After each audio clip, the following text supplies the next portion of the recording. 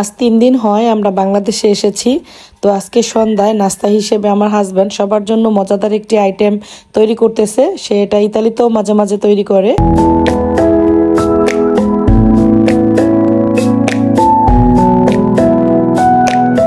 Hello guys, আসসালামু আলাইকুম। আমি পুতুলস ফ্যামিলি ব্লগ থেকে পুতুল বলছি। আপনারা সবাই কেমন আছেন? আশা করি সবাই খুব ভালো আছেন। আমি আল্লাহর রহমতে আপনাদের দয়ায় খুবই ভালো আছি।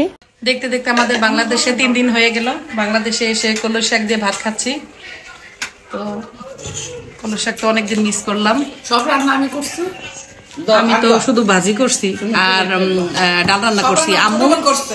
হ্যাঁ, সব রান্না আমার ছোট বোন করছে। আম্মু করছে, আমি রান্না করছি। তো এখন খাওয়া দাওয়া করতেছি। পরিবারের সবার সাথে একসাথে বসে দুপুরে লাঞ্চ করার মজাই আলাদা। তো দীর্ঘ 4 বছর পর বাংলাদেশে এসে আম্মুর হাতের মজার রান্না খাচ্ছি। আর যেই সব খাবারগুলো আমরা ইতালিতে সচরাচর পাই না, আম্মুকে সেই রান্নাগুলোই করতে বলতেছি। যেমন আজকে খাচ্ছি কলই শাক অনেকদিন পর। তারপর খেলাম হচ্ছে ঘাগরা দিয়ে শুটকি রান্না, তারপর চীনা হাঁসের মাংস, রাজহাঁসের মাংস। তা আম্মু তো অনেক মজার রান্না করে খাওয়াচ্ছে। কেমন হয়েছে তোমার ঘুম? তো খাওয়া দাওয়া শেষ করে আমরা সবাই বিকেলে একটু ঘুমালাম। এখন সন্ধ্যা হয়ে গেছে আর আমাদের ঘুমটা এখন পর্যন্ত ঠিকঠাক মতো হচ্ছে না, কারণ বাংলাদেশের সাথে ইতালির 5 ঘন্টা হচ্ছে ডিফারেন্স। তাই আমাদের ঘুমের অনেকটাই অনিয়ম হচ্ছে। এই মুহূর্তে চলে আসলাম সন্ধ্যার নাস্তার আয়োজন নিয়ে। আর আজকে সন্ধ্যায় আমার হাজব্যান্ড বাসার সবার জন্য খুব মজাদার একটি আইটেম তৈরি করতেছে। সেটা ইতালিতেও মাঝে মাঝে তৈরি করে। তো আজকে আমার বোন আর ভাবির রিকোয়েস্টে আবারও তৈরি করতেছে। তো সেইখানে একটা চিকেন নিয়েছে। এখন সে এটাকে কেটে ধুয়ে তারপর হচ্ছে বিভিন্ন রকমের মশলা দিয়ে প্রথমে সেদ্ধ করে নেবে। আর এটা যখন সেদ্ধ হয়ে যাবে তখন সে হাতের সাহায্যে এই মাংসগুলোকে ছোট ছোট টুকরো করে ঝুরা করে নিবে। আর এই ঝুরা মাংসগুলোকে দিয়ে সে একটা পুর তৈরি করবে। তো এই যে সব কিছু রেডি। সে হচ্ছে এখানে কাঁচামরিচ কুচি, ধনিয়া পাতা কুচি, পেঁয়াজ কুচি, ডিম সেদ্ধ আর চিকেনগুলোকে দিয়ে একটা পুর তৈরি করে নিয়েছে। আর এইদিকে সে ডিম ফেটে নিচ্ছে। এটাও কিন্তু লাগবে পরবর্তীতে, সেজন্য আগেই ফেটে নিচ্ছে।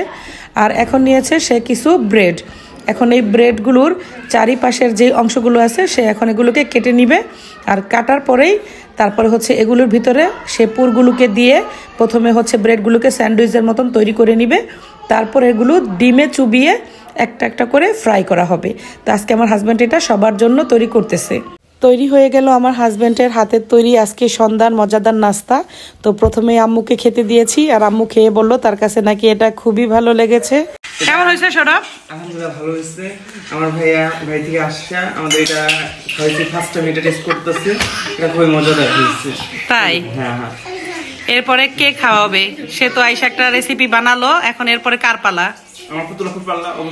অবশ্যই না, কারণ আজকে দুপুরে আমি 2টা আইটেম রান্না করছি। না, ওটা তো আমাদের দেশীয় ফুড। আমি চাচ্ছি এমন ফুড যেটা ইতালিয়ান ফুড। আচ্ছা, তোকে আমি আফগানি খাবার কাবলি পোলাও রান্না করে খাওয়াবো। এটা কবে হবে? দেখি যে কোনো একদিন, আগে রেস্ট নেই তারপরে। ওকে, ঠিক আছে। আচ্ছা, এবার সবাইকে জিজ্ঞেস করি কেমন হয়েছে খাবারটা। সুমি, কেমন হয়েছে খাবারটা? মজা? তাই? ভাইয়ার আমি হেল্প করছি। ভাইয়ার রেসিপি, ভাইয়ার তো একটা অ্যাসিস্ট্যান্ট লাগতো। ভাইয়ার রেসিপি আমি অ্যাসিস্ট্যান্ট ছিলাম। আজকের রেসিপিটা আমি শিখছি। খুবই মজার একটা রেসিপি, খুবই ইউনিক। সে মাঝে মাঝে ইতালিতে এটা আমাদের তৈরি করে খাওয়াইতো, এজন্য আজকে বলছি যে তোদেরকে সন্ধ্যা নাস্তা হিসেবে এটা খাওয়াইতে। খুবই ইউনিক আর খুবই মজা। আমি আজকে রেসিপিটা শিখছি। আর বলতেছে যে অ্যাসিস্ট্যান্ট হিসেবে আমার একটু ক্রেডিট আছে আর কি। এছাড়া সব ক্রেডিট ভাইয়ার।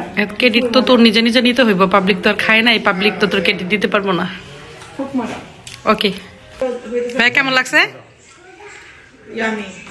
মজা, সবার কাছেই মজা লাগছে। কেমন হয়েছে? ভালো লাগছে। বাবু খাইতে চাইতেছে মেবি, এই জন্য বাবু খাইতে চাইতেছে মেবি। এটা ওর আব্বু মাঝে মাঝেই বানায়, আমরাও বাসায় খাই, খুব মজা হয়। এই যে ইউসরা,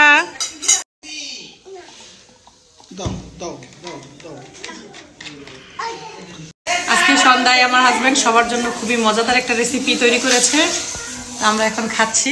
খুবই মজার, এটা সে মাঝে মাঝে ইতালিতেও তৈরি করে। খুবই মজা হয়েছে খাবারটা। তো গাইস, এখন আমরা সবাই মিলে সন্ধ্যার নাস্তা করতেছি, তাই আর ভিডিওটা বাড়াতে চাচ্ছি না। তাই এই মুহূর্তে তোমাদের কাছ থেকে বিদায় নিয়ে নিচ্ছি। খোদা হাফেজ।